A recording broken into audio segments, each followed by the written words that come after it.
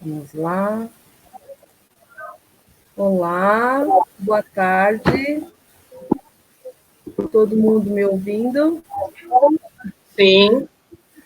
Boa tarde, pessoal.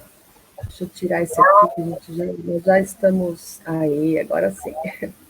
Já estamos aqui ao vivo na nossa live pelo Centro de Estudos e Saberes Etos Malala. Queria primeiro dar uma boa tarde para todo mundo e falar um pouquinho que o Centro de Estudos, né, que é um espaço aí de qualificação profissional e de fortalecimento, diante desse nosso contexto de pandemia, de Covid-19, ele se dispõe aí a estar como instrumental de fortalecimento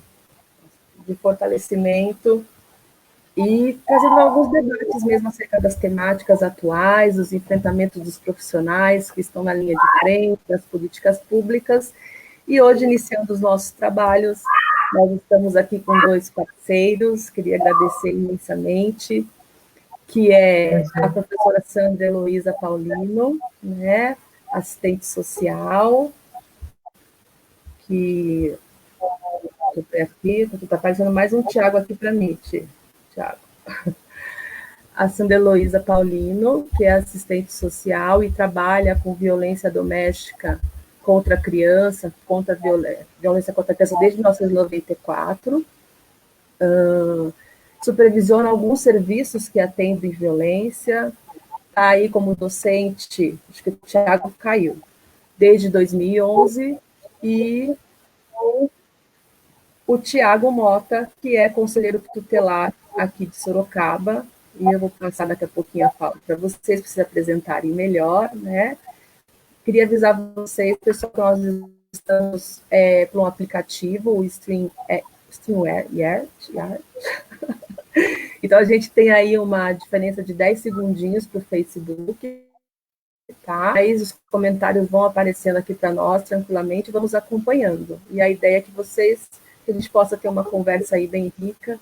Então, primeiramente, muito obrigada por vocês, né, estarem aqui com a gente hoje. Eu passo a fala primeiro para a Sandra, e depois o Tiago fala um pouquinho aí para se apresentar para nós um pouquinho melhor. E eu sou Rejane, né? Acabei não falando, né? Sou Rejane. Verdade. Falo todo mundo, não falei. Eu sou Rejane, né? Sou assistente social, trabalho aqui na Defensoria Pública de Sorocaba, e estou na comissão aí, na equipe fundadora do Centro de Estudos Etos Malala, certo? Fala um pouquinho para nós sobre você, Sandra. Então, boa tarde, Rê. Primeiro, eu gostaria de agradecer o convite. Para mim, essa discussão ela é crucial numa conjuntura tão adversa e tão difícil como essa que a gente está vivendo. Eu sou Sandra Paulino, né? Ninguém me conhece pelo Heloísa, que é o meu segundo nome, sou Sandra Paulino. Sou assistente social, trabalho com violência doméstica contra crianças e adolescentes, como a Rejane colocou, desde 1994. Venho da área da saúde, então trabalhei esse tempo todo no PAVAS, que é o Programa de Atenção à Violência Sexual da Saúde Pública. E agora dou consultoria e supervisão para serviços que trabalham com violência contra crianças e adolescentes. Então, toda a minha trajetória, minha carreira aí profissional é relacionada ao atendimento e a pensar também, né? Não é só fazer, mas também pensar a área da violência contra crianças.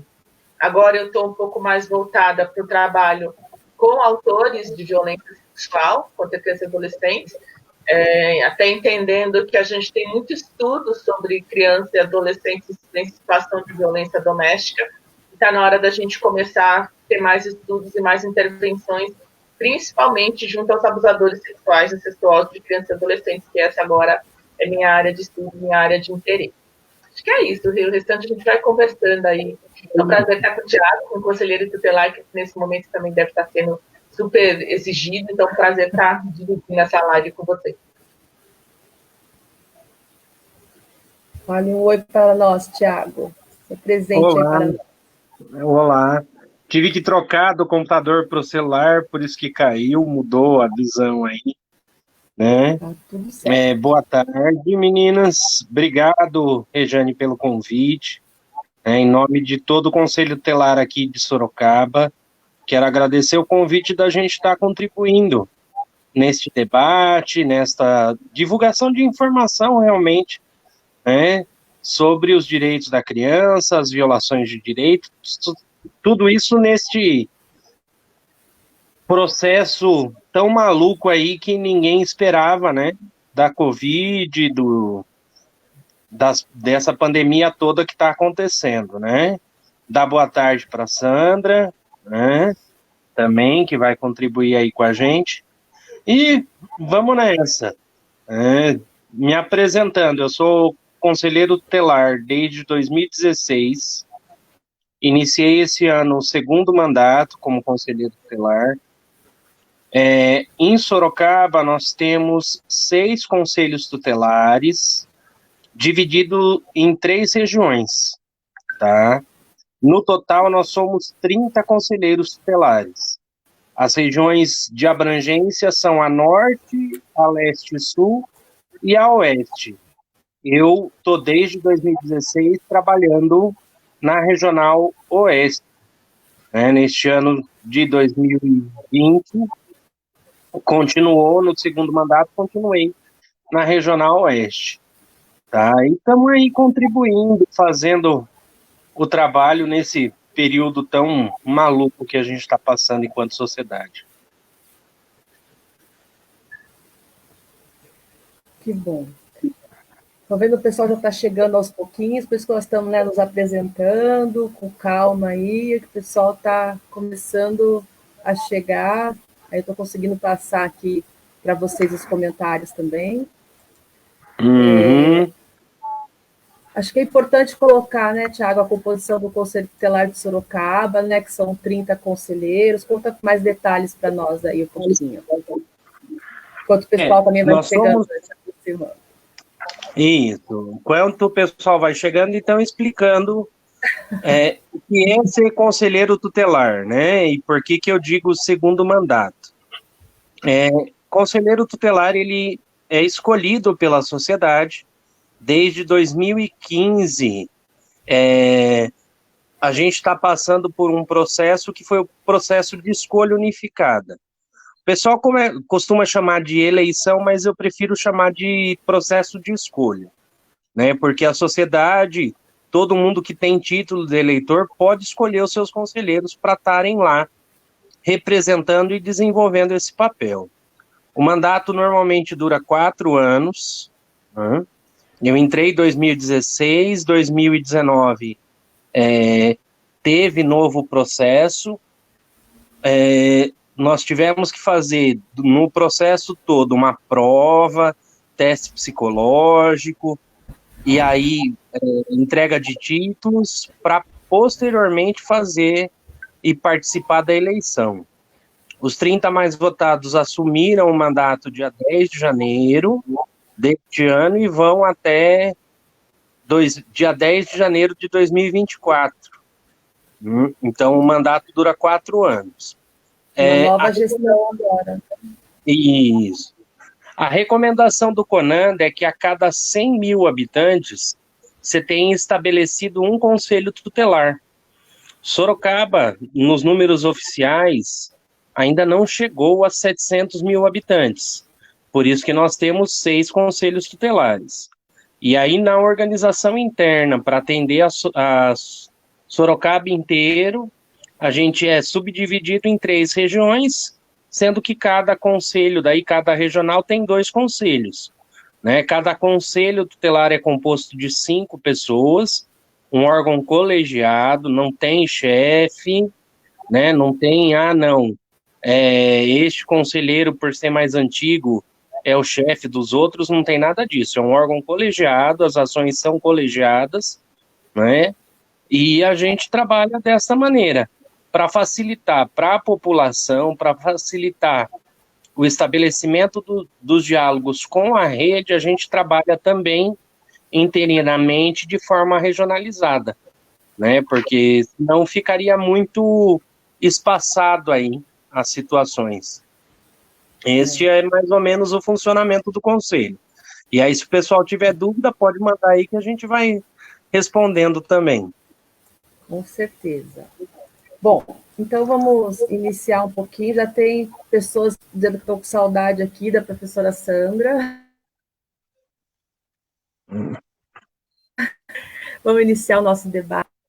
Eu perguntando para a Sandra, nós vamos falar do lógico de uma forma bem sucinta, né? Porque demandamos aí nós estávamos até com o curso já definido aí de uma capacitação bem mais qualificada para falar dos tipos de violência, das formas de violência. Vamos ainda repensar, né? O nosso curso estava previsto para junho, infelizmente tivemos aí que cancelar em relação ao Covid-19. Então, de uma forma bem sucinta, Sandra, eu queria que você falasse um pouquinho para nós, que quando a gente fala em violência doméstica contra a criança e adolescente, nós estaríamos falando de quais formas de violência, né? Quais formas de... um pouquinho de quais dinâmicas familiares e de que família nós estamos falando. Né? Se pudesse trazer um pouquinho para nós essa reflexão inicial para falar um pouco das formas de violência. Perfeito, Rê. Acho que só retomando, Rê, sua fala, a gente tinha assim, um curso presencial previsto, mas as novas tecnologias elas também vão trazendo outras possibilidades de caminho para a gente. Então, de repente, quem sabe a gente acaba não fazendo um curso também utilizando as tecnologias. Formação nunca é demais, então a gente pode rever as nossas estratégias, né? Acho que o momento vai trazendo outras possibilidades. Rê, então, não estamos enterrando a nossa proposta, pelo contrário, a gente se reinventa para dar conta da proposta. Em termos das violências, né? Gente, eu falo com a mão, falo com o pé, é difícil falar na telinha, mas eu não estou redatando. Está acostumado com o presencial, é assim mesmo, né?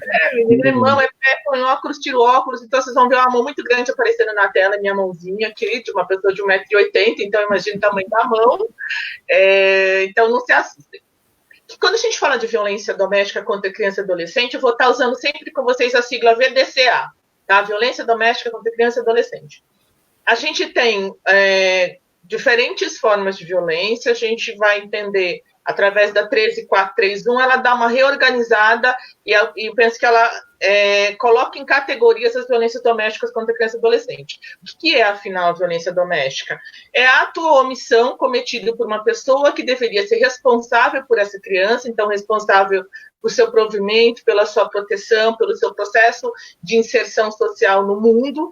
Essa pessoa, ela rompe com esse pacto de cuidado e ela viola o direito, ou ela diretamente viola, ou indiretamente, presenciando a violação desse direito, ela fica omissa, a violação do direito ao pleno desenvolvimento da criança e do adolescente. Esse é o conceito, em linhas gerais, de violência doméstica contra criança e adolescente. É contra aquele que deveria cuidar, proteger, ele rompe o pacto da proteção e do cuidado, e ele viola o direito à plena existência dessa criança e adolescente. Viola direta ou indiretamente. Viola direta de forma, sendo ele o agente agressor, e indireto, sendo essa pessoa o agente que se omite diante dessas agressões.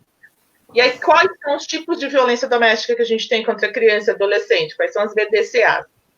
A gente tem a violência física, né? Eu até separei as leis, a gente tem a Lei 13.010, que é a chamada Lei da Palmada, ou a Lei do Menino Bernardo, né? Que ela vai tentar trabalhar a perspectiva de entender a violência física contra a criança e adolescente vista como um processo disciplinador através do uso da força física contra essa criança e adolescente. Essa é uma forma de violência que a gente analisa, que a gente entende como parte de processos educacionais da criança e do adolescente, mas que ela, na verdade, é uma das formas de violação mais antigas e uma das formas mais perversas, porque ela é introjetada como normal. A outra modalidade de violência que a gente tem é a violência psicológica. Na 13.431, essa violência está dividida entre o que a gente chamaria antes só de violência psicológica, que são humilhações frequentes, taxar essa criança sempre como uma pessoa incompetente, é puxar a criança para baixo, ao invés de incentivar essa criança às suas potencialidades. Então, é quando você expõe essa criança a situações vexatórias, a humilhações, essa é a violência psicológica. Com a 13.431, a gente tem nas duas subcategorias, entraram como violência psicológica a alienação parental, que ela não era violência psicológica, ela estava fora desse eixo, então a alienação parental hoje se torna também violência psicológica, e a violência testemunhal, quando a criança adolescente presencia algum ato violento contra uma outra pessoa, então entra como testemunhal, que a gente também não considerava antes como parte da violência psicológica. Então, hoje a gente tem a violência psicológica em 3 eixos. Vamos chamar o eixo das humilhações, o eixo da alienação parental e o eixo da violência testemunhal. A outra forma de violência doméstica contra criança e adolescente é o abuso sexual, geralmente de caráter incestuoso, cometido por parentes ou por pessoas muito próximas a essa família, que seria daí o extrafamiliar conhecido. Então, nesses eixos de violência, a gente ainda tem a presencial, que não consta na 13431, mas ela é uma forma de violência quando a criança presencia continuamente a violência intraconjugal, né, dos seus pais, e não é uma coisa aleatória, é uma coisa com bastante frequência, e isso causa um sério dano para essa criança, até chegar no último estágio da violência, que seria fatal, quando a criança vem a ter óbito em decorrência dos maus tratos sofridos dentro do espaço doméstico. Acho que, em termos das modalidades da violência doméstica, são essas. E aí, qual a dinâmica dessas famílias? Eu sempre tomo muito cuidado, porque a gente, enquanto serviço público, enquanto Estado, a gente intervém muito mais nas famílias vulneráveis, e a violência, ela não é uma marca das famílias vulneráveis, ela está nas famílias vulneráveis, tanto quanto está nas famílias de outras classes sociais. Mas, como Estado, a gente tem maior facilidade de acessar essas famílias. Só para a gente também não fazer um recorte de classe social e entender que a violência só acontece com as famílias periféricas. A violência é um fenômeno transversal, e passa por todas as classes sociais. E a violência doméstica, nesse momento, ela está sendo um elemento de grande preocupação. Conosco, enquanto trabalhadores da área social, a gente acaba pensando muito mais na população vulnerável, por conta de ser esse o nosso eixo de trabalho, mas que ela está aí posta em todas as classes sociais. E que dinâmica é essa? É a dinâmica de uma certa naturalização e cumplicidade. Né? Eu me fecho enquanto família, para dar conta daquilo que acontece dentro do meu próprio espaço.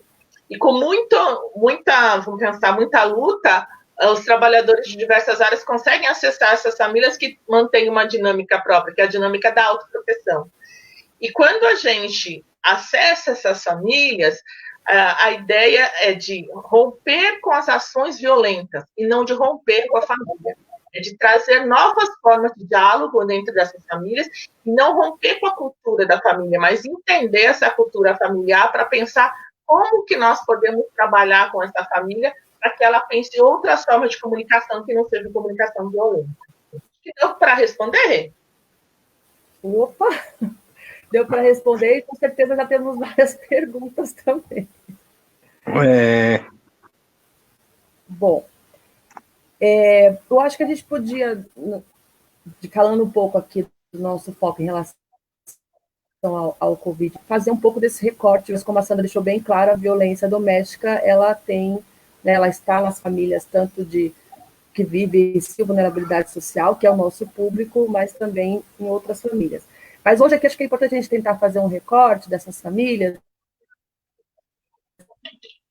sobre a nossa reflexão, né, nas lives, nessas discussões, é a gente falar um pouquinho do quanto o acesso à informação, do quanto o confinamento, o isolamento em relação ao Covid-19, ele traz implicações para as famílias de vulnerabilidade social que nós atendemos, né, que vivem em condições precárias, né, muitas delas em condições tanto habitacionais, né, muitas delas em um cômodo, se fala em isolamento social, com uma família que vive em um cômodo com 5, 6 membros, né, mesma coisa o cotidiano da violência, né, o contexto da violência, da dinâmica da violência, a insegurança alimentar no dia a dia delas, já faz parte do dia a dia delas a insegurança alimentar, da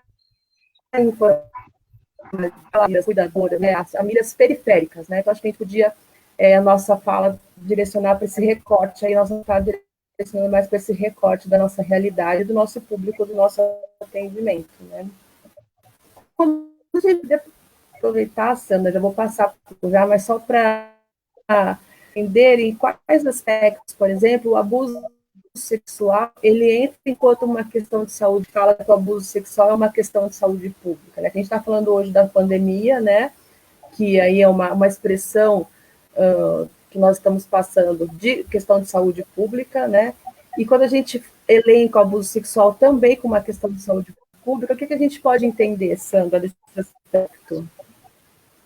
Vou pôr meu óculos aqui para fazer uma colinha, Rê. Eu vou trabalhar com os dados. Eu acho que é importante a gente falar do fenômeno em termos de número. Que fenômeno é esse e que dados são esses que a gente tem como pano de fundo para a discussão, né? Deixa eu só pegar aqui um minutinho que eu já deixei preparadinho. Por que o abuso sexual é uma questão de saúde pública? Pela incidência que ele acontece. Ele é extremamente alto. Vou falar aqui de alguns números.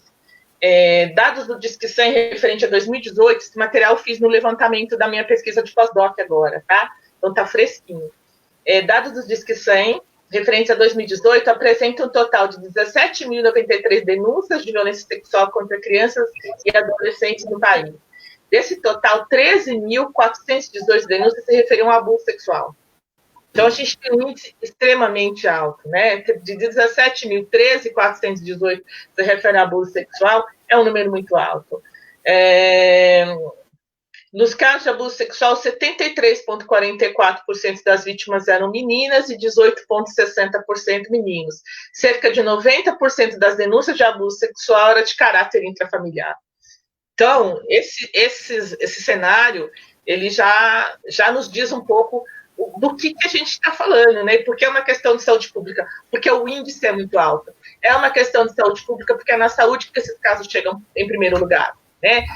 Entendendo também a dinâmica dessas famílias, há um desejo das famílias em que acontece o abuso sexual incestuoso, há um desejo, sim, da interrupção do abuso, mas não da penalização, da responsabilização de quem comete, porque eu vou pegar exemplos muito claros, que acho que fica mais claros ou coloridos, né, sem fazer recorte racial, mas eu vou pegar exemplos muito concretos. As crianças que eu atendi ao longo dos meus 20 anos de saúde pública, o pedido das crianças era muito mais para que eu interrompesse, né, era assim, Sandra, eu não quero que aconteça nada com o meu pai, eu só quero que você peça para ele parar. Então, há uma solicitação muito mais da reparação e da interrupção da relação incestuosa do que necessariamente a solicitação de responsabilização daquele que comete, porque vai ter toda uma interferência na relação familiar. Essa pessoa, veja que eu estou trazendo aqui dados de fala das crianças, eu não estou dizendo que não devam ser responsabilizados aqueles que cometem, só estou dizendo que a questão é uma questão de saúde pública, porque a gente precisa olhar para o fenômeno da violência e do abuso sexual incestuoso para além do caráter legal, ou do caráter jurídico legal de responsabilização. Precisa olhar para essa dinâmica como um todo. Que família é essa e o que essa família requer do sistema, seja de saúde, seja da assistência social.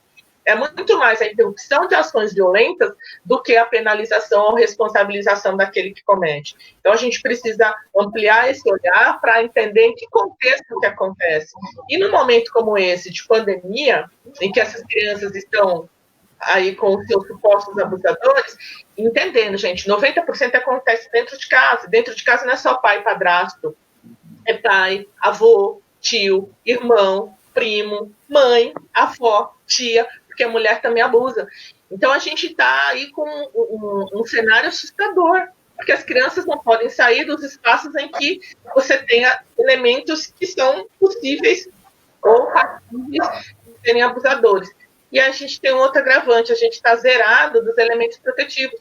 O que a gente chama de proteção? Quando você trabalha com violência, você precisa diminuir fator de risco e aumentar fator de proteção. Como eu aumento esses fatores protetivos? Tirando a criança de casa, colocando a criança na escola, em contraturno escolar, que são CCA, CJ, Centro Escola, ou outras atividades organizadas por organizações não governamentais. Nesse momento eu não tenho. Então, eu estou sentada no vespeiro, porque as crianças estão dentro de casa, sujeitas a todo tipo e com fatores estressantes. E a gente sabe que uma das causas também do acometimento de violência por parte dos adultos são os disparadores estressantes.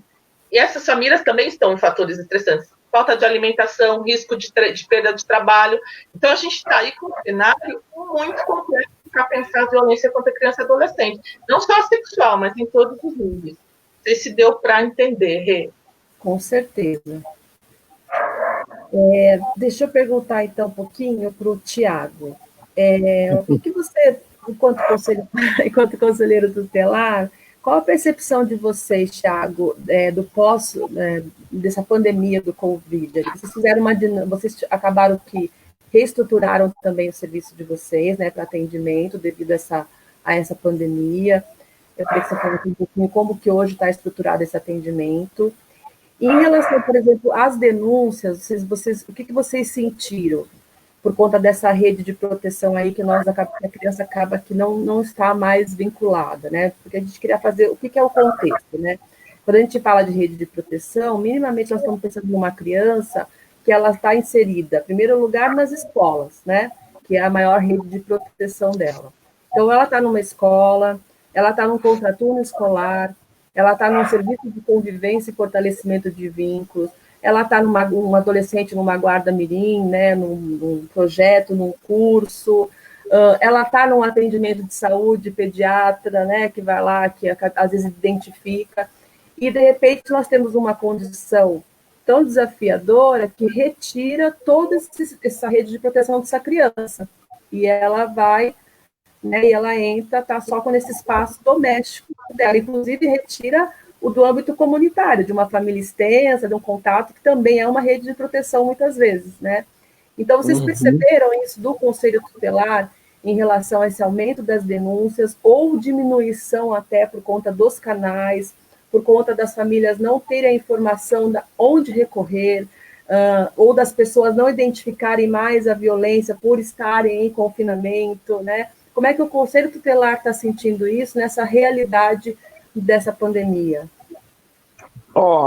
Eu posso responder muito mais pela Regional Oeste, mas acredito que, de um modo geral, né, o Conselho Tutelar, a realidade não é muito diferente, né, nas 3 regionais.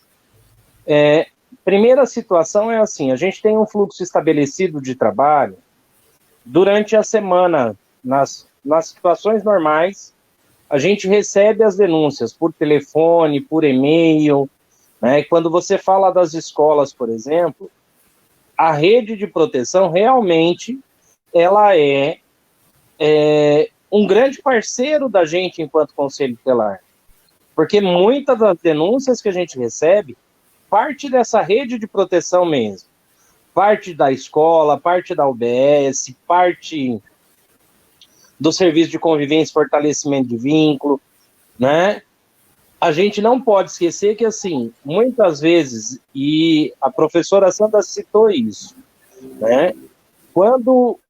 E a imagem que se tem, muitas vezes, mesmo de uma criança que sofre a violência sexual, ela não quer ser afastada da sua família, né? A professora Sandra citou que ela quer romper com o ciclo, mas ela se preocupa com o impacto disso tudo dentro do seio familiar, né?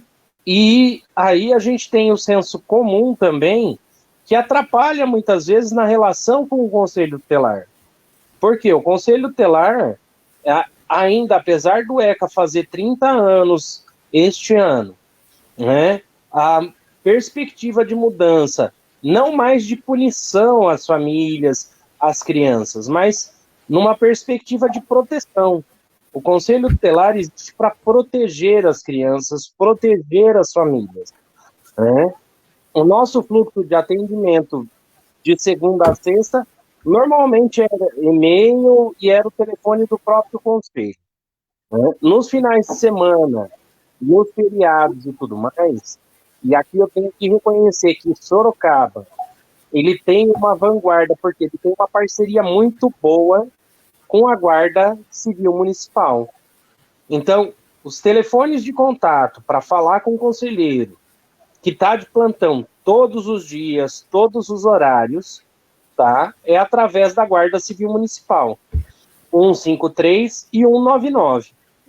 Eles vão receber a primeira ligação, vai pedir, muitas vezes, ou para a pessoa só passar o telefone, vai ligar para o conselheiro da regional respectiva, o conselheiro vai ligar para pegar essa denúncia e para fazer a análise dessa denúncia, né?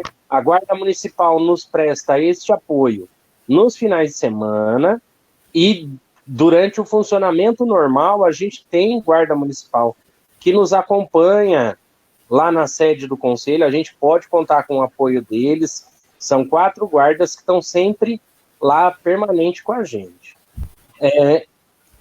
Neste período, faz 15 dias aí que a gente está trabalhando de forma remota, tá? O que eu pude observar? As denúncias nos plantões, apesar de achar que ela ia aumentar por conta das situações das crianças estarem mais em casa, isso não aumentou, manteve-se uma média, né? A média que a gente vem mantendo, que é recebimento de 2, 3 denúncias por dia, que exige uma ação imediata do Conselho.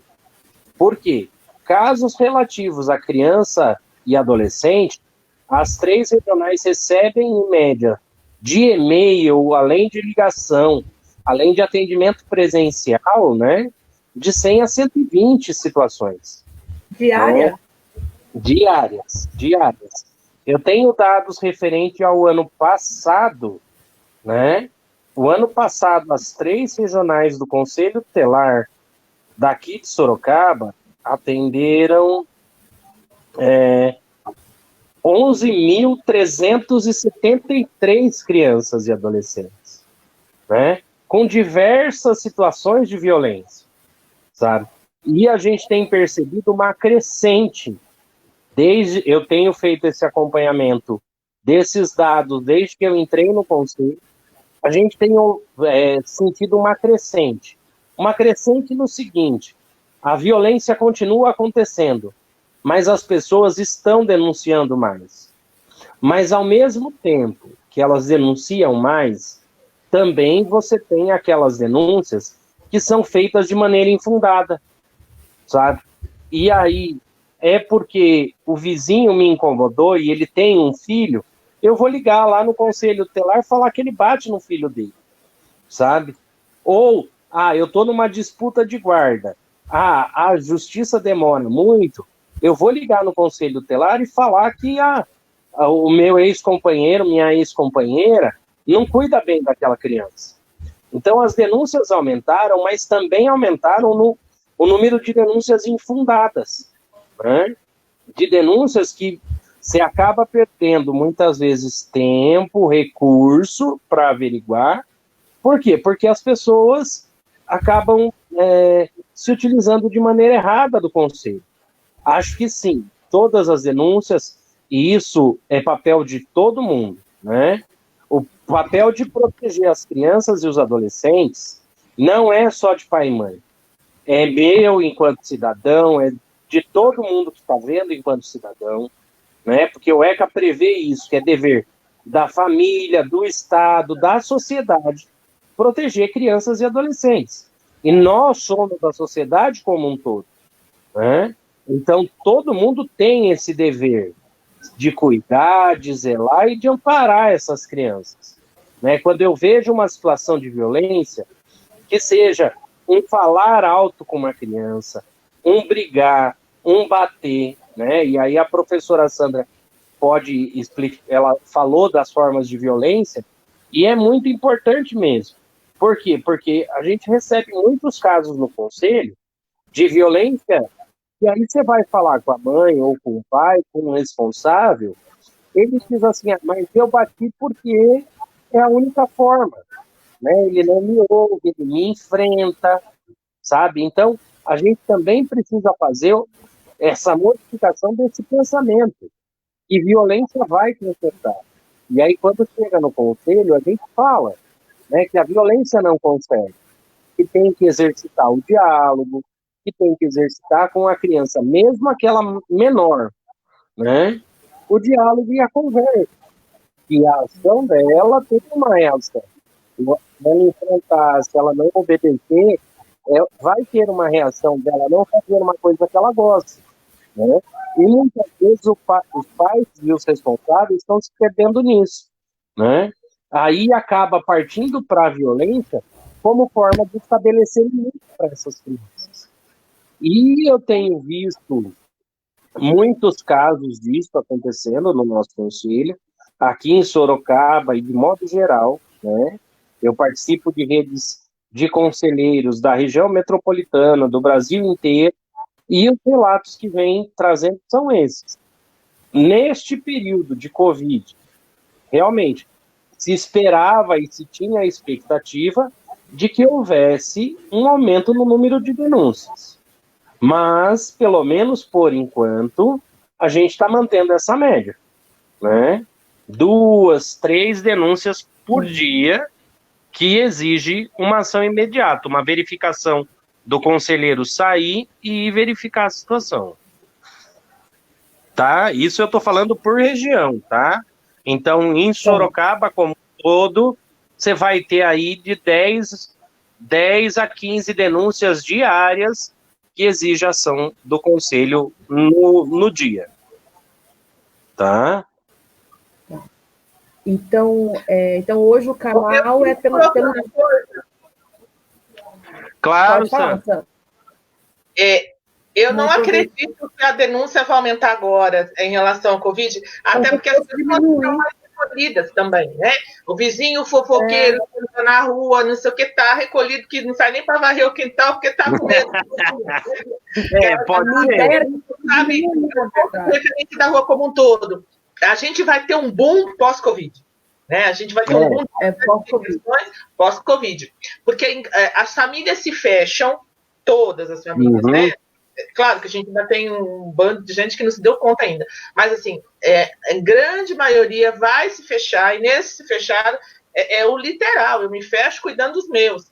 Então, tá acontecer aí, né, do que pode acontecer. Então, o boom do aumento não vai ser durante a epidemia, vai ser pós-epidemia, quando essas crianças voltarem para a sua sociabilidade. Quando voltar para a escola, voltar para frequentar a unidade de saúde, CCA, aí as violências tendem a aparecer. Hoje elas estão acontecendo. Enquanto a gente está aqui dialogando, tem crianças sendo abusadas sexualmente, tem crianças sendo espancadas durante a nossa live. Né? E muito protegido. Essa é a grande questão, é essa proteção das violências. E eu acabei esquecendo de falar de uma modalidade que é fundamental da violência doméstica, acho que não foi nesse casamento, é a falho, que é a negligência. Né? O que negligência, o que de fato é a negligência? A negligência é tendo condições de não ofereço. Isso é negligência. A gente hoje está punindo famílias pobres pela ausência de condição material e rasgando o artigo 23 do ECA. Né? Voltando ao tema anterior ao ECA, que é o Código de Menores, que vai falar de situação irregular. A gente hoje está muito mais pautado na situação irregular do que no artigo 23 do ECA, quando a gente vai discutir negligência, e que eu acabei negligenciando falar dessa tão importante violência doméstica contra as adolescentes. O que a gente tem hoje, na grande maioria dos casos, não é negligência, é ausência de condições materiais, isso não pode ser punido pelo Estado. Sandra, aí eu posso dizer pelos conselheiros, né, e pelo Conselho Tutelar de Sorocaba, tá? A gente tinha essa preocupação e tem essa preocupação de não punir as famílias por conta da ausência realmente de condições que o Estado deveria proporcionar, muitas vezes. Do atendimento, né, psicológico, do atendimento de saúde. Então, a gente procura, e quando eu disse que a gente tem um papel protetivo, é justamente para romper com isso, sabe? Romper com essa situação que o Conselho vai lá para tirar as crianças das suas famílias. Né? Eu estava conversando com a Gaioto, com a Regiane, numa formação que a gente teve, né? E fiquei contente quando a Gaioto, que é do Tribunal de Justiça, né? Psicóloga do Tribunal de Justiça, informou que os números de acolhimento na cidade de Sorocaba, eles têm diminuído. A gente continua tendo, sim, muito acolhimento, mas se pegar a média histórica, eles têm caído. E eles têm caído por quê? Porque também os conselheiros estão nessa situação de mudança de perspectiva, de entendimento, de saber que o impacto social pode ter um impacto na família, né? Muitas vezes, um caso muito claro de negligência que a gente recebe, assim, quase toda semana, né? Pais que abandonam o atendimento médico hospitalar. E aí, quando a gente liga para o pai para saber por quê, ele diz assim, ó, eu passei 4, 5 horas esperando atendimento, né? Só que a unidade de saúde tem que comunicar se der evasão. E aí você precisa explicar para o pai que, infelizmente, esse papel, né, tem que rolar, tem que acontecer, não pode sair do hospital sem receber alta, né? Mas a gente tem recebido, sim, e recebe várias situações de pais dizendo, olha, eu passei muito tempo fazendo isso, por que a escola não dá certo? Porque eu já pedi transferência de escola, então muitas vezes eu deixo fora da escola, porque eu não tenho condições de levar. Então a gente precisa analisar também todo esse impacto social para perceber o que é negligência de responsabilidade da família e o que é negligência de responsabilidade do Estado. Perfeito. Perfeito. Isso, eu acho que esses dois aspectos que vocês trouxeram são importantíssimos. O da negligência e do uso da negligência, né? Tanto pelos os responsáveis aí, que eu digo a rede, né? Que é um trabalho que nós estamos fazendo muito assim assíduo, que é entender o que é negligência, né? E essa questão que você pontuou também, Tiago, do conselho tutelar, do próprio conselho tutelar hoje, da aproximação do conselho tutelar com a rede, eu acho assim que isso está um processo de um crescimento, uma amplitude muito favorável e que realmente tem um outro passo, um outro olhar, né, de relação de fortalecer essa proteção para as crianças. A aproximação do conselho hoje com o CRAS, com o CREAS, com o CAPS, com todos os órgãos, né, Defensoria Pública, a gente está sempre conversando, e da busca de vocês, né, de estar junto, conversando, participando, isso aqui em Sorocaba, pelo menos, foi um contexto muito diferencial e eu penso que vai caminhar melhor ainda, né, agora com essa gestão que entrou nova, com vocês que já estão e que já têm esse olhar, vai ser muito mais produtivo. Eu queria aproveitar, então, o que eu queria perguntar um pouquinho, Sandra, para a gente falar um pouquinho mais de causas e fatores correlativos da violência e que aumentam ou diminuem o risco dessa violência, e fazendo essa relação aí, então, com a questão da epidemia mesmo, com o Covid-19. Qual a sua opinião seriam as maiores implicações desse confinamento numa dinâmica familiar que se configura essa situação de violência? A gente ouviu um pouquinho. Eu vou falar primeiro em termos genéricos, depois eu vou falar. Oi? Tá. Não, eu disse como você mesmo pontuou, que às vezes no mesma casa, residência, eu tenho a avó, o avô, o tio, né, a pessoa abusadora, nesse sentido também. Tá. Eu vou falar em termos genéricos para a gente poder entender funcionamento adulto, funcionamento infantil e pensar depois a questão das classes sociais para chegar na população vulnerável. Vou fazer isso muito rápido, né? Se eu falo assim, parece que eu vou falar durante 3 dias, não vai ser rapidinho. Os adultos, nós adultos, né? Eu, você, qualquer um, não somos diferentes de ninguém daquele que agride. Somos todos passíveis e pessoas sujeitas à agressão. Nós adultos, a gente fala que a gente tem alguns elementos disparadores que são estressores. Né? Basta a gente pensar no nosso dia a dia. Tiago, Rê, um dia de trabalho que é corrido, que a gente chega em casa, você fala assim, nossa, hoje foi pesado, nada deu certo. A gente está já com alguns disparadores, que a gente chama de fatores estressores, que são das convivências sociais e do próprio mundo do trabalho, e a gente chega no ponto de limite. E qualquer coisa que falam com a gente, às vezes a gente fala assim, responde de uma forma atravessada, vamos pensar assim, responde de uma forma grosseira e tal, depois vai lá e se desculpa, fala, desculpa, mas que o dia foi pesado e tal. O momento como esse do Covid, ele está gerando pequenos fatores estressores o dia inteiro. Não é um fato estressor, a gente está vivendo um atrás do outro. ora porque eu não sei se amanhã eu vou para o meu trabalho ou não, ora porque eu tenho que trabalhar, os meus colegas não foram, então eu falo, poxa, eu tenho menor valia do que o meu colega, porque meu colega foi dispensado e eu não fui, então eu sou descartado, eu posso morrer. As pessoas estão vivendo vários fatores estressores no seu cotidiano. Os fatores estressores são fatores que facilitam relações violentas.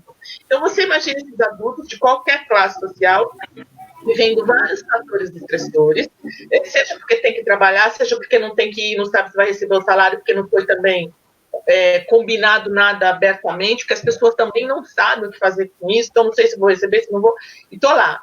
E estou com 5 crianças, estou com uma criança, estou com um adolescente em casa. Que qualquer coisa que ele faça, ele é um elemento que a violência doméstica, ela pressupõe uma relação de poder.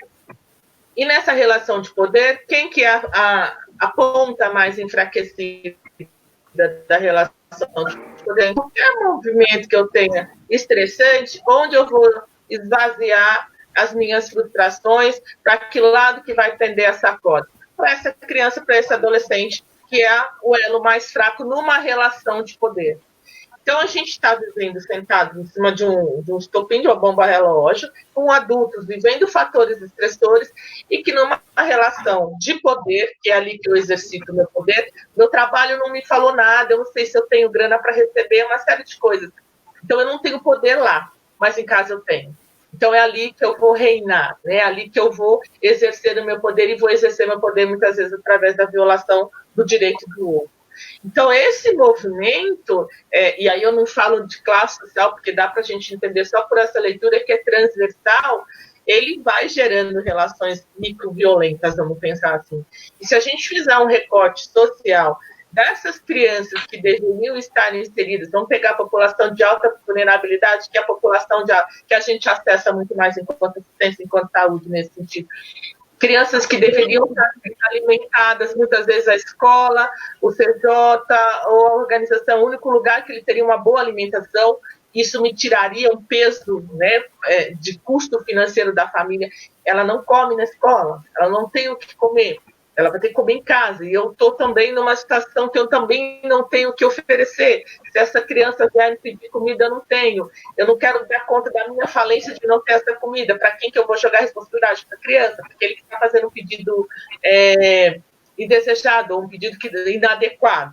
Então, veja como a gente tem várias situações. Uma que, quando eu falo genérica, que é esses pequenos estresses, que são elementos facilitadores de violência, está em todas as classes sociais, mas a gente tem a classe vulnerável, né, que são os trabalhadores que estão lá na linha de frente, estão lá excluídos de acesso a bens e serviços, que vão sofrer esses impactos muito fortemente. E não porque essa população é mais violenta, mas porque essa população tem mais perdas concretas no seu cotidiano. E essas perdas, elas acabam se transformando em relações mais violentas, porque a violência estrutural, a ausência de condições de acesso a bens e serviços, já é a própria violência. E nesse momento, a gente tem a diminuição do acesso a bens e serviços. Então, a gente tem potencializado a violência estrutural contra essas famílias. Então, acho que tem que ficar muito bem explícito, para senão a gente faz uma conta que então, porque são famílias pobres, são mais violentas. Não. A ausência de acesso a bens materiais que os serviços facilitariam nessa conjuntura é violenta também. Não por uma escolha de Estado aí, mas por uma fatalidade, mas é violento. E isso vai ter repercussões inevitáveis na vida dos sujeitos. Então, acho que essa é uma questão que a gente tem que trazer como pano de fundo para essas análises. O que fazer? Vai vir o auxílio? Vai, mas até esse auxílio chegar a essas famílias não vai dar conta do rombo que já está estabelecido. Né? A gente está com um problema muito sério. E aí, Thiago, vai bombar muito, assim, os conselhos vão precisar, e que bacana que em Sorocaba vocês já conseguem trabalhar numa rede de proteção mais integrada, porque agora é o momento realmente de falar assim, gente, vamos embora, vamos nos unir, não é quem fez errado, quem fez certo, mas assim, como diminuir o dano que foi causado por algo que fugiu ao controle de qualquer um de nós, enquanto nós trabalhadores. Eu acho muito importante quando você coloca dessa violência estrutural, Sandra, a gente pontuar, principalmente para mim, enquanto conselho, sabe? Qual é o papel do conselho? E isso tem que ficar claro para as pessoas. É garantir os direitos dessa criança. E quais direitos são esses?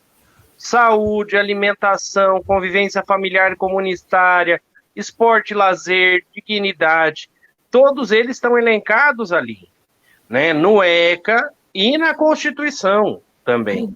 A gente não pode esquecer, né? A gente tem esses direitos específicos para essa população vulnerável, mas o direito da população como um todo, né?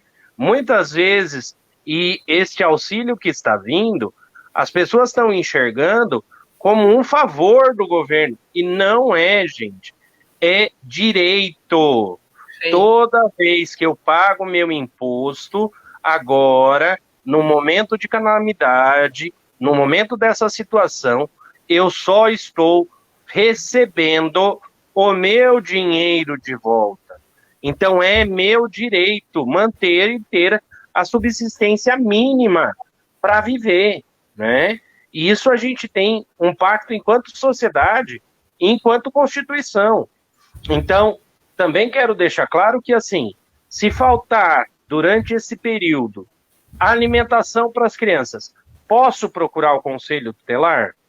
Pode. Pode porque a gente vai tentar garantir esse direito à alimentação, né? A gente vai tentar garantir com que essa família seja atendida pelo Estado, fazendo a requisição no serviço na área de assistência, fazendo a requisição na questão de saúde, né? Ficou e vai ter uma situação, falam-se muito, que as crianças, elas são os vetores de transmissão, mas a gente está vendo também notícias de crianças que estão sendo vítimas dessa situação. Então, se houver do Estado ou a falta deste direito à saúde dessas crianças, gente, que o Conselho está à disposição, não só em Sorocaba, todos os conselhos tutelares do país, é lei, em todo o país, toda a cidade tem que ter o seu conselho tutelar. E as pessoas precisam se aproximar do conselho tutelar, né, para entender que a gente está para garantir direitos, tá? A Gabi está comentando aí, né, que houve um aumento de denúncia da região norte, recebemos o aumento de denúncias, que é o que a gente estava conversando. Ela falou que ela não percebeu o aumento mesmo. Isso. A Gabi é coordenadora da Regional Norte, eu sou coordenador da Regional Oeste, e tem a Andréia, que eu não sei se ela está vendo, ela é da Sul-Leste. Não sei quem que é, se tem. Os conselheiros falaram que iam assistir. Então, se estão assistindo, que mandem um oi. Que mandem um oi aí para a gente saber também quem está vendo. Né? A Gabi então, acho exatamente isso, que não houve o aumento. Isso, então. Acho importante colocar isso, Sandra, que se durante esse período os direitos das crianças forem violados pelo Estado, acionem o Conselho Tutelar. Por quê? A gente vai fazer, e é nosso papel, garantir esse direito, né? Garantir que essa família não passe fome, tem sim todos os fatores estressantes, os gatilhos da violência, né? E que realmente a gente não pode deixar, neste momento, de colocar cada um na sua responsabilidade. As famílias de proteger as suas crianças e o Estado de prover as famílias de condições mínimas para sobrevivência e para passar esse período. Perfeito.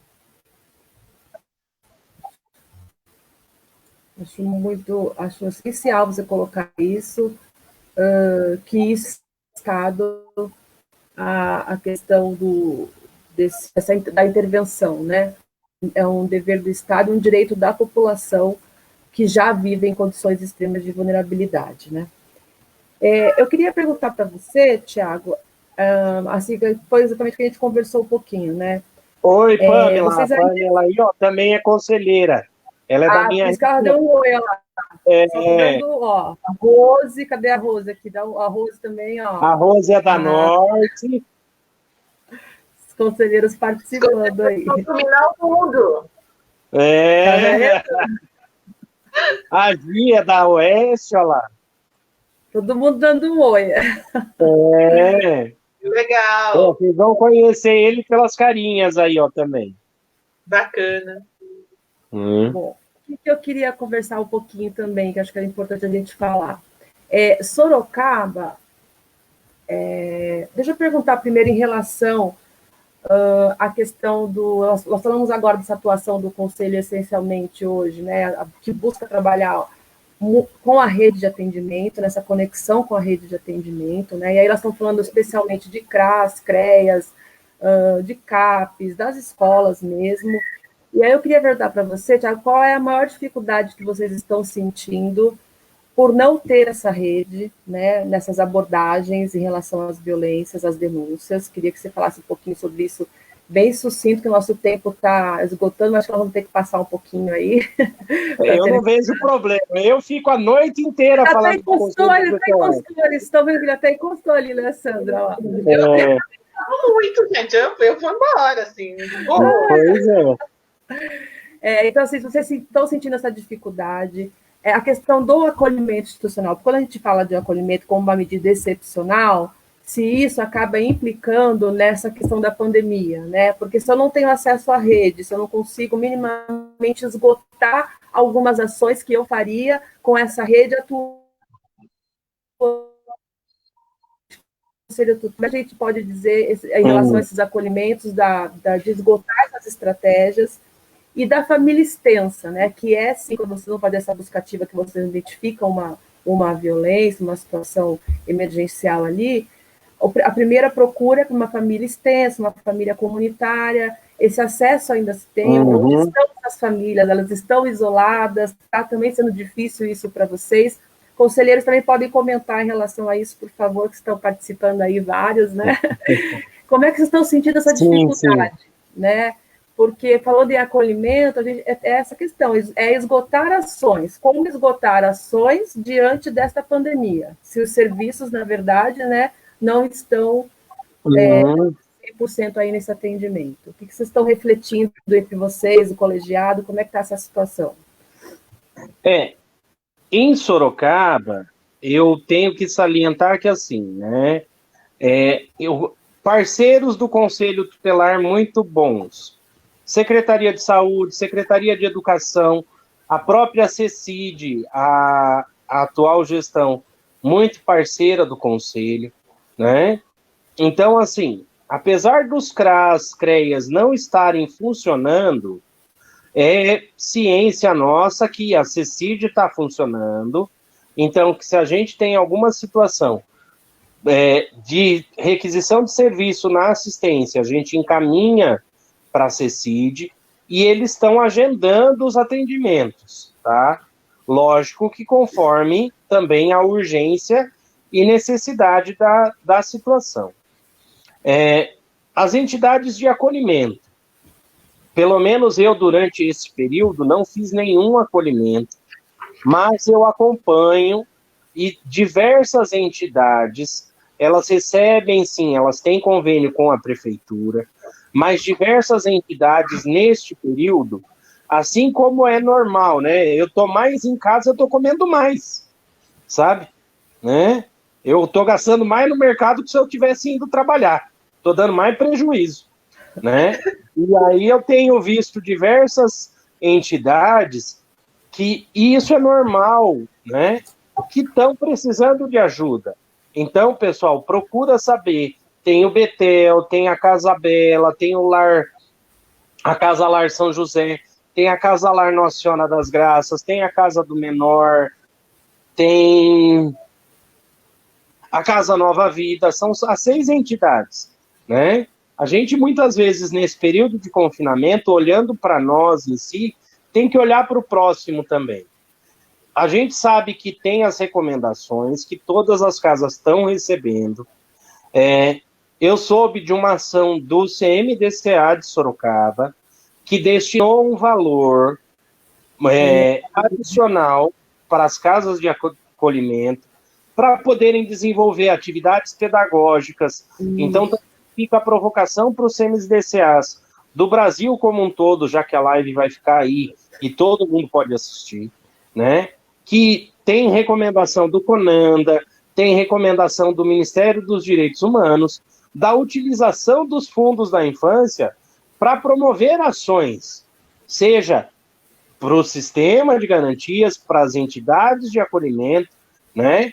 Hoje saiu uma recomendação sobre os fundos de assistência, que também vão poder fazer ações emergenciais relacionadas ao enfrentamento do Covid.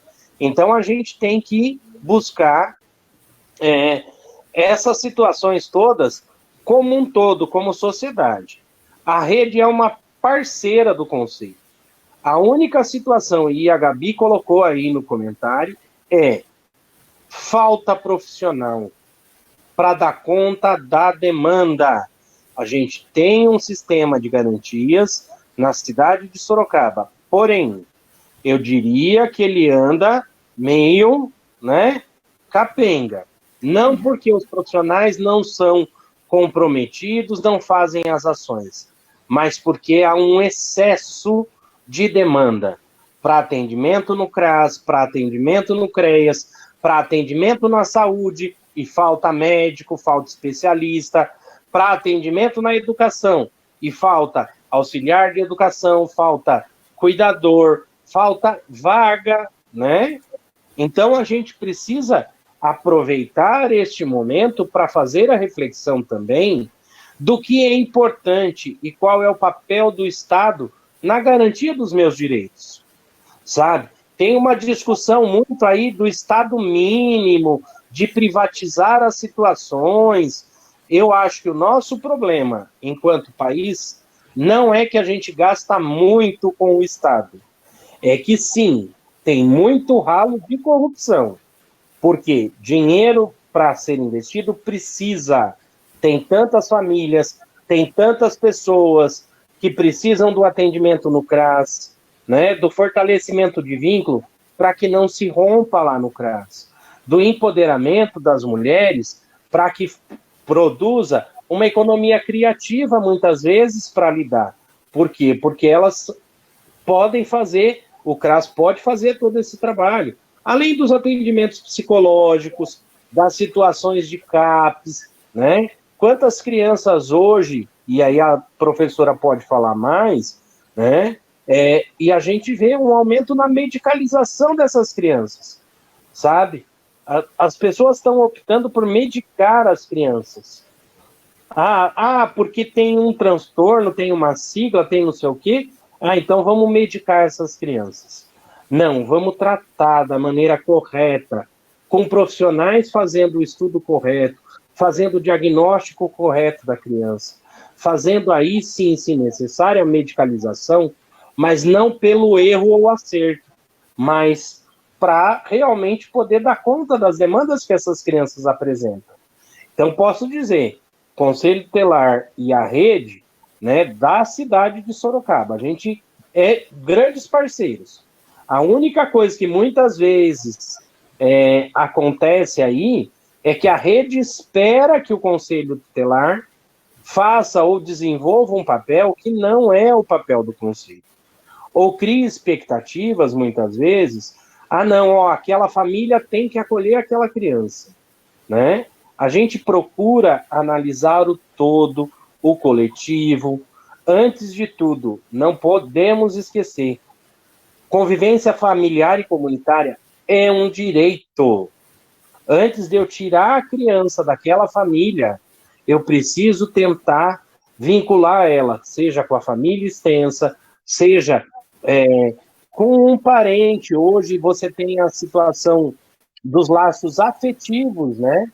Hoje a situação das configurações familiares são totalmente diferentes.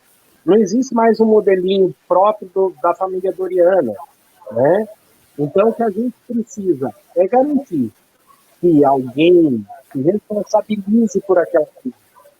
E no Conselho Tutelar hoje de Sorocaba, posso dizer, gente, a gente procura trabalhar em rede para evitar o acolhimento institucional.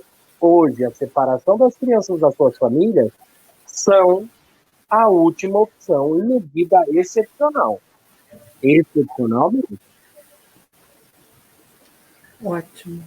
Quer pontuar alguma coisa, Sandra? Tá, eu vou passar para as estratégias aí, né, que a gente pode pensar em conjunto, aí, em parceria. Então, ouvindo o Thiago falar, acho que vem uma questão, até lendo um pouco o documento do Conanda, que ele vai falar de algumas recomendações. Eu gostei muito do nome que o Conanda colocou, que é o Comitê de Crise, né? Como pode ser assertivo, pensando muito concretamente. A gente tem uma contradição. Eu falo que eu estou numa contradição medonha. Eu sou classe trabalhadora e defendo os direitos da classe trabalhadora para ir nas ruas com unhas e dentes. E essa classe trabalhadora está assustada porque ela corre risco realmente de se contaminar com essa doença. Então, também precisamos pensar na proteção da classe trabalhadora, mas a gente está também com um problema aí ético em vistas, né? Assim, eu, classe trabalhadora, que trabalho com infância, tenho uma infância que está em risco. Como que a gente vai fazer isso? Como eu me protejo, pensando, sim, nos meus direitos enquanto classe trabalhadora, mas também pensando nos direitos dos outros. A gente está num momento de tensionamento muito sério. Agora, pensando no comitê de crise, que eu gostei do nome nesse sentido, como é que eu vou pensar meus pares? Né? Assim, se eu tô, mesmo que eu esteja no trabalho remoto, com quem que eu consigo compor para pensar algo que resulte na minimização das violações do direito da criança e do adolescente, que é o nosso foco de discussão, né? Acho que esse é um eixo. E uma outra questão que já tinha me incomodado e que eu fiquei pensando, e também o documento do Conanda fala disso, é como que se a gente prestar atenção, até agora não houve uma propaganda em relação à infância. Né? A gente não vê nos canais de comunicação efetivamente nada a respeito para dizer, olha, o Covid, as crianças estão em casa, então em caso de maus tratos, pegando os dados que eu peguei não são dados sigilosos, são dados que a imprensa que o Estado tem acesso. Então, por que não fazer uma propaganda, uma comunicação dizendo, ó, esse é o perfil das violências contra a criança no país. Diante dessa circunstância, denunciem. Porque as pessoas também não denunciam, muitos não sabem o que fazer, está cada um recolhido no seu cantinho. A gente não fala disso, porque agora a gente está num momento que é a máxima do movimento agora neoliberal, é cada um por si mesmo. Né? Tá cada um correndo atrás do seu. E esqueço de olhar na casa ali, olhar para o meu vizinho que tem uma criança e falar, poxa, a criança está chorando à noite, que estranho, ou de tarde ela sempre chora, o que será que está acontecendo? A gente perdeu um pouco esse senso, tá? Quando cada um protegendo a si próprio. Então, eu fiquei aqui pensando, como que a gente também, enquanto sociedade civil, enquanto grupo organizado, a gente pode tensionar o Estado para que tenha campanhas que falem, olha, o Covid, ele também tem repercussões geracionais. A gente está discutindo infância, mas tem velhinho apanhando em casa. Tem velhinho sofrendo. Tem pessoa com deficiência também sofrendo. Fez só um recorte das violências que pode acontecer no espaço doméstico. Mulher apanhando. Então, vamos pensar como que nós podemos tensionar o Estado de fazer campanhas nesse momento para ontem, de dizer as violências que acontecem no âmbito doméstico não podem ficar privadas desse âmbito. Denunciem, façam enfim, para a gente pensar quais são os possíveis caminhos. Não tem resposta ainda, porque é uma coisa muito enlouquecida, mas várias cabeças pensando, a gente encontra algum caminho, né? Eu vou dar um exemplo aqui, então, acho que é super importante, de Sorocaba. Hoje nós fizemos, até já vai ficar aqui o convite para o Conselho Tutelar participar, que eu acho que deve estar chegando para vocês, né? Mas o CMAS aqui de Sorocaba, o Conselho Municipal de Assistência Social, ele lançou uma resolução da criação de um comitê de suporte às ações de intervenções do SUAS, né? Essa resolução ela foi aprovada, é um comitê formado tanto sociedade civil como poder público, né, que está participando aí, todos os conselhos, né, está participando, algumas instituições, defensoria, e a ideia é esse suporte a essas estratégias. Então, esse comitê hoje teve a primeira reunião, né, nós fizemos uma primeira reunião para estar entendendo o contexto da política de assistência social, até onde a política conseguiu chegar daqui de Sorocaba, né? E agora está junto, né? Porque não vai dar conta sozinha, a realidade é essa, o executivo, a política de assistência não vai dar conta sozinha, né? Especialmente desse pós-pandemia, Hoje o nosso foco, esse momento, é o momento da saúde, o olhar da saúde, de se controlar essa epidemia. A partir do momento que essa epidemia for controlada, nós vamos ter total percepção dos danos causados e assim, da política de assistência social vai ser essencial, já está minimamente num processo de planejamento para estar atuando. Né? Então, esse comitê foi formado, inclusive nesse comitê nós temos a informação realmente, Tiago, que fica aí para os conselhos municipais de criança e adolescente, que eles lançaram realmente uma resolução, e o subsídio para os SAICAS, serviços de acolhimento, para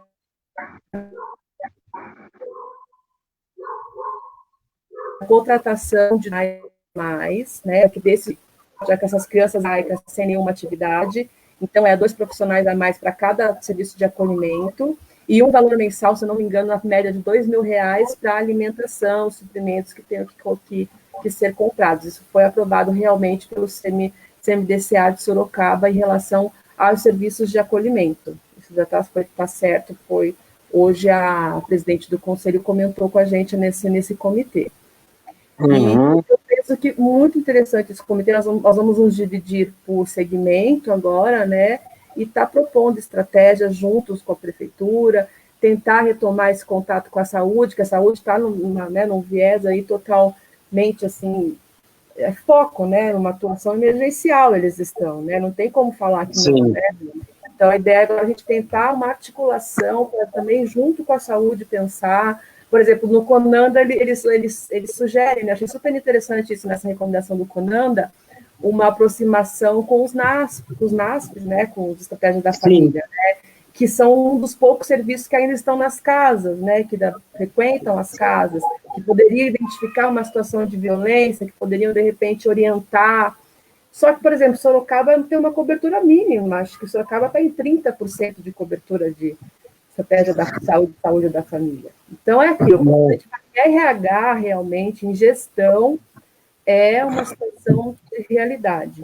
Outra coisa que eu penso ser importante informar, inclusive para os municípios, existe um repasse de verba federal, tá? A tipificação da resolução número 109 prevê um repasse federal de verba nos casos de calamidades públicas, é uma portaria número 90, tá? Inclusive, Sorocaba assinou, por meio do CMAS, também esse termo de aceite, está tramitando para ver se vai ser liberado pelo governo federal ou não. Então, penso que é importante também os municípios darem uma olhadinha, correrem atrás disso, para ver se já fizeram esse termo de aceite, se já foi encaminhado, se já tiveram resposta.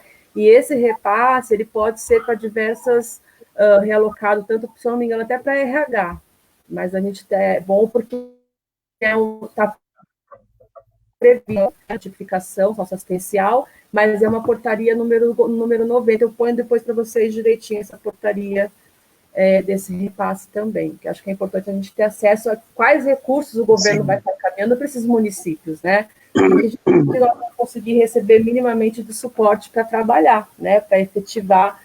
Agora, a sociedade civil, igual você falou, as instituições, nesse momento, as OSCs, elas são essenciais, né? Elas têm conhecimento, a gente precisa se aproximar dos territórios, a gente precisa entender que a nossa realidade é que a nossa comunidade, os nossos jovens, eles não estão em isolamento, eles estão em grupos, né? Nas suas comunidades, nas suas favelas, nos condomínios, empreendimentos habitacionais.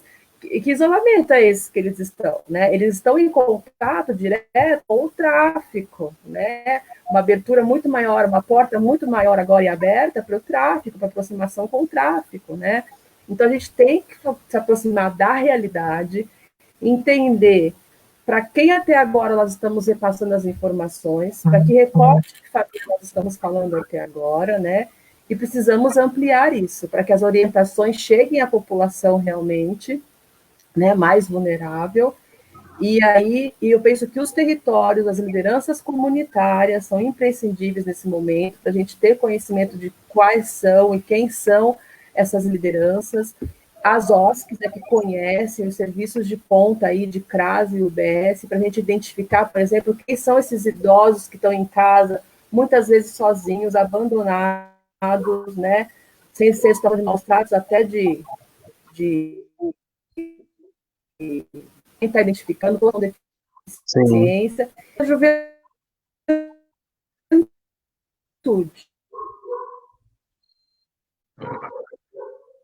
Que sente de delas, né? Tiago, vamos encerrando por aqui, que é muita coisa aí. Talvez também eu queria perguntar para vocês, de repente, de como instrumento pode fortalecer os nossos profissionais também. Diga, Tiago. Fale para mim, eu não te ouvi. Eu acredito a instrumentalização dos profissionais. Este é o momento da gente olhar, né, se recolher, mas não esquecer de olhar para o próximo, olhar para mim, eu sou conselheiro tutelar, eu tenho uma história muito relacionada, defendendo os direitos da juventude, né? Para mim, você falar de juventude, eu acho, a gente fala muito do ECA, a gente fala do Estatuto do Idoso, mas tem o Estatuto da Juventude, foi uma luta, também tem o Estatuto da Juventude. A gente precisa garantir a esses jovens uma escola de qualidade, lazer de qualidade, profissionalização, né? Como a professora colocou, a gente está no ápice do individualismo. Eu acho que até por isso que a gente veio e tomou um chacoalhão aí, né? Para rever os posicionamentos. Por quê? E aí pode ficar uma reflexão para todo mundo, tá? As pessoas estão na sua casa, mas estão sentindo falta do estar em grupo, né? Então, eu tenho que perceber que isso faz parte da essência enquanto sociedade. Olhar para os jovens, olhar para as crianças, garantir a esses jovens, no retorno de quando tudo isso parar, não adianta só reclamar que a escola pública não é legal, mas tem que cobrar investimento na escola pública. Não adianta reclamar e ver hoje a importância do SUS e não cobrar investimento no SUS, né? Por quê? Porque se a gente tivesse um sistema que garantisse realmente um mínimo de condições, né? E por que se opta pelo isolamento social? Para diminuir os picos, porque senão os leitos do SUS não vão dar conta. A gente tem que cobrar, enquanto sociedade, enquanto pessoa, enquanto cidadão, este é o momento de cobrar os nossos direitos, olhar para esses jovens, sim, que estão na periferia, que não estão respeitando, entre aspas, o isolamento social, não porque não querem, porque eles queriam ter na sua casa o mesmo acesso à internet que eu tenho, né? Mas eles não têm. Eles malemar na casa deles vão ter a TV aberta e que muitas vezes hoje a gente vai ver que ela não é educativa, que ela não é emancipatória, né? Ela é muito mais comercial, sabe? Eu, quando era pequeno, muitas vezes as pessoas perguntam, e eu faço essa reflexão, por que não tem desenho mais na manhã, né? No período da manhã, sabe? Aí tem que olhar. Por quê? Porque foi proibido propaganda relacionada à infância. Então, não se passa mais desenho, por quê? Porque não tinha mais como você pôr anunciante lá na propaganda, né? Então, a gente tem que pensar que tudo que é colocado e a ordem social que a gente vive, chegou o momento da gente rever. E eu acho que o Covid vem trazer esse questionamento. Será que o modo de sociedade que nós estamos vivendo hoje, ele é bom para os idosos, para as crianças, né? E eu não falo que criança é futuro, não. Eu preciso garantir já o direito da criança. Porque se eu não garantir alimentação, se eu não garantir educação, se eu não garantir esporte, lazer, convivência familiar e comunitária, ela não vai chegar a ter futuro. Ela vai morrer, né? Eu tenho que garantir já. Criança, quem fala para mim que criança e adolescente e jovem é futuro da sociedade, para mim cai em descrédito. Eu preciso garantir já esses direitos, né? Direito de todo mundo. Todo mundo. Eu acho que a gente tem que ter um pacto de direito, né? O Brasil é reconhecido em Constituição Cidadã, a nossa Constituição. o único país do mundo que tem o ECA, um dos poucos países que tem um sistema único de saúde e o maior avanço, e isso você pontuou, é o sistema único de assistência, sabe? Que eu acho que ele vai ter um papel realmente imprescindível no pós-isolamento, sabe? Porque se os empresários estão quebrando, etc. e tal, essas pessoas vão recorrer à assistência do Estado, sabe? A gente precisa olhar melhor para tudo isso. Sandra, suas considerações finais aí. Tem muita coisa para conversar, mas nós já estouramos muito tempo. Com certeza. Primeiro, assim, o papo foi muito bacana, acho que a gente conseguiu trazer elementos bem legais. Não sei se a gente tem a capacidade de trazer grandes respostas, porque acho que essas respostas estão sendo construídas mão a mão, cabeça a cabeça, no dia a dia. Agora, penso, Rê, até do lugar de fala de cada um de nós aqui, né? O que a defensoria pode fazer enquanto tensionamento ao Estado. Eu volto na questão da divulgação, né? Estamos calados, não estamos falando da Covid como o mal maior, e a gente está deixando de falar daquilo que vem oportunamente junto com a Covid. Então, cada um no seu lugar, como que a gente pode divulgar dos riscos da violência, porque quanto mais eu preciso, eu também intimido o violador. Se todos nós ficarmos calados, vai ter livre campo para trabalhar, para fazer o que quiser. Então, qual é o meu lugar enquanto conselho tutelar? Qual é o meu lugar enquanto defensoria? Qual é o meu lugar enquanto formadora? Porque agora eu não estou trabalhando diretamente, trabalho nas consultorias, mas são essas provocações que eu tenho feito com os serviços que eu dou, que eu presto esse trabalho. Como que nós vamos monitorar essas famílias e, ao mesmo tempo, que a gente vai... Sabe o que é criar em Zap? Assim, gente, a violência doméstica nesse período tende a aumentar. Diz que 100, começar a mandar para os amigos. Cada um tem um papel social importante de divulgação. Acho que hoje o caminho que eu vejo é que a gente fale da existência dela, porque ao falar, eu coloco também um certo freio naquele que abusa. Isso é fato comprovado. Quando eu publicizo a violência doméstica, eu coloco, de certa forma, um limite naquele sujeito que viola. Então, a gente precisa dizer que, nesse momento, a preocupação não pode ser só com Covid, mas com aquilo que acontece quando eu estou fechado, recolhido no meu espaço. Para as famílias em que não acontece a violência, falar de estar recolhido, falar é um momento de confraternização, de jogar com os filhos, de brincar, ok, mas e as outras famílias que não são assim? Falamos de famílias as mais variadas possíveis.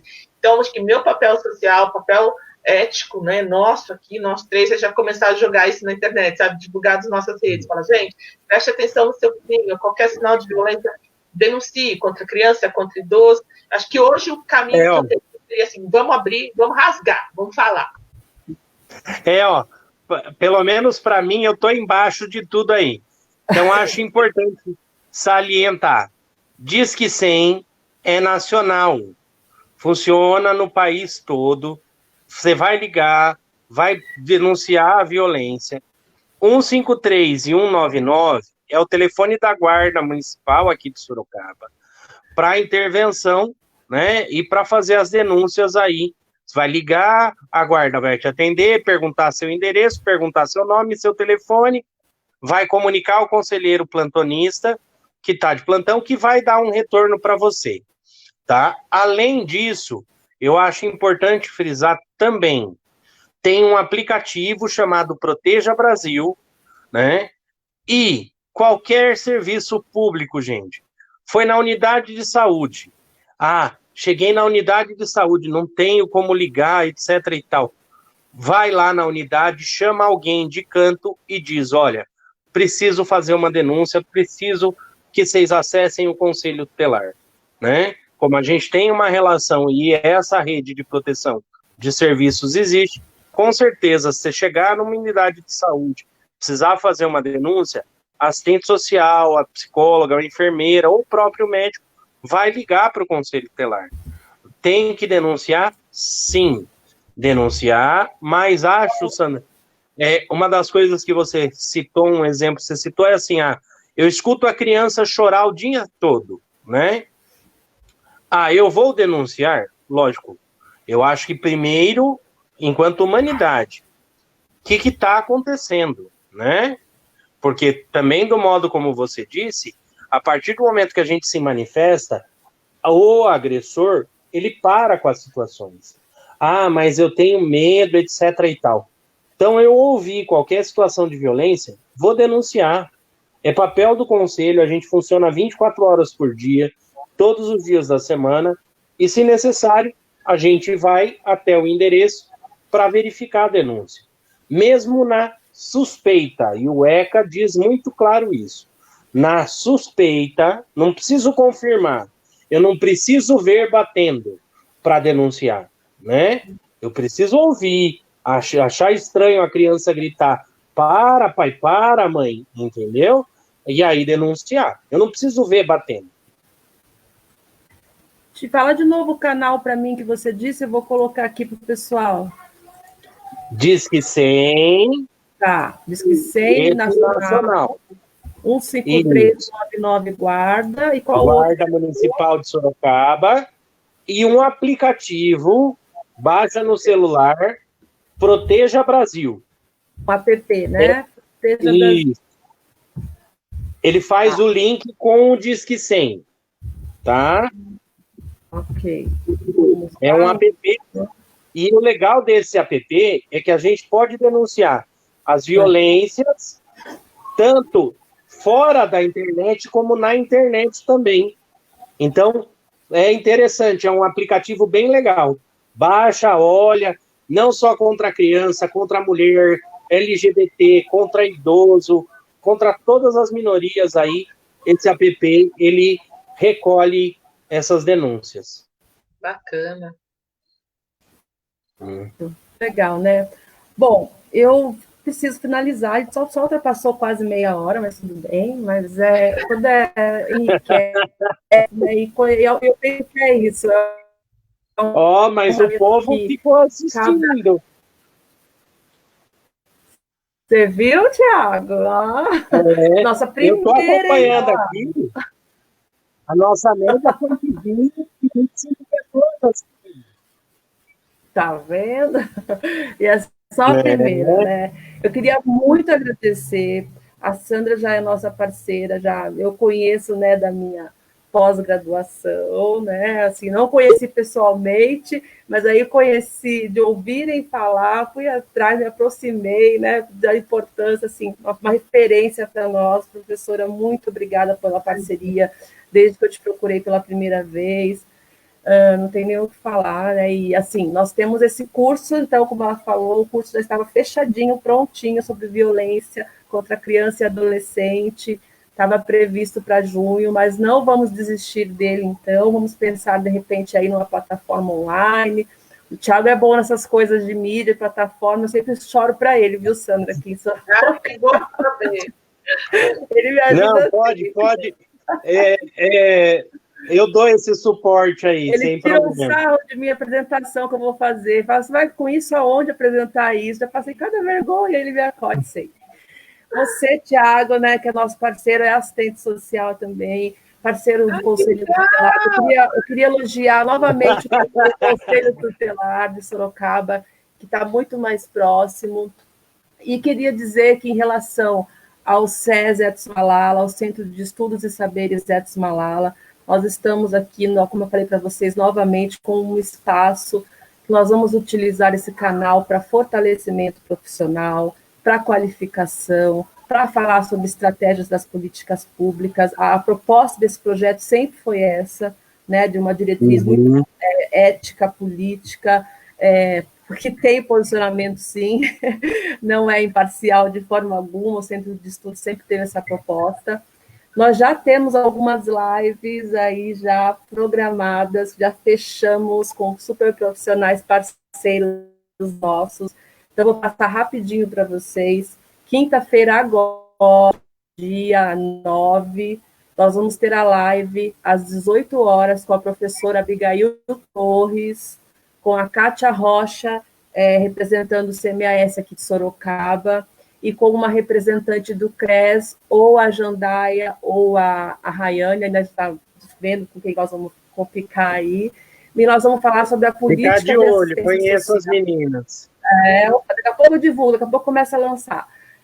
Nós vamos falar sobre a política de assistência social, sobre um pouquinho do profissional de serviço social, a nossa categoria, né, que vai precisar realmente rever as estratégias, rever e retomar principalmente o nosso código de ética, o nosso papel essencial frente às manifestações da expressão da questão social, nessa linha de frente com os nossos usuários, com o nosso público. Então, é hora de retomar, é hora de rever, é hora de se refazer, se reconstruir. Acho que nós estamos todos dispostos para isso. É o momento de se repensar. Então, quinta agora, o Edson Malala vai fazer essa live às 18 horas com a professora Abigail Torres. Terça-feira que vem, nós vamos ter uma live com a Fernanda Almeida, a professora Fernanda Almeida também da FAP. Você viu que eu, né, fiz todos os contatos possíveis com os professores da FAPES. Está dominando. Você vê, já elogiando aqui, pós-graduação, a gente fala assim, não existe negócio de concorrência, a gente tem que divulgar, né, para os profissionais, os docentes da FAPES. Eu fiz minha pós-graduação lá, e indico para quem tiver condições, depois desse, né, de procurar e se tiver condições de estar lá junto com esse corpo docente. Então, a Fernanda Almeida, terça-feira que vem, sobre saúde mental, estaremos falando, e quinta-feira que vem, professora Carla da Silva e com a Emanuela Barros, que é nossa conhecida aqui de Sorocaba, nossa parceira, advogada, sobre violência contra a mulher. Então, já estamos aí com 2 semanas aí planejados e conto com todos vocês participando. Vamos divulgar os vídeos, divulguem, nós vamos salvar rapidinho, já vamos colocar, já vamos linkar aí para vocês, para vocês compartilharem. E obrigada, gente, só tenho que agradecer. Estamos juntos, né? Eu acho que essa é a palavra final. Estamos juntos. Acho que a gente está junto, me coloco à disposição. Professora Sandra, prazer conhecer, prazer trocar com você, né? E à disposição de quem vê e precisar conversar sobre Conselho Tutelar, quiser falar, quiser conhecer o Conselho Tutelar, passando essa bagunça aqui, Conselho, as portas do Conselho estão abertas, né? E, brigadão, valeu mesmo. Obrigada a todo mundo que acompanhou, gente. Obrigada, conselheiros. Obrigada a todos os profissionais que acompanharam hoje, viu? Um grande abraço para todos. Professora, obrigada. Um beijo, gente. Obrigada. Até mais, pessoal. Tchau. Tchau. Obrigada. Mamãe.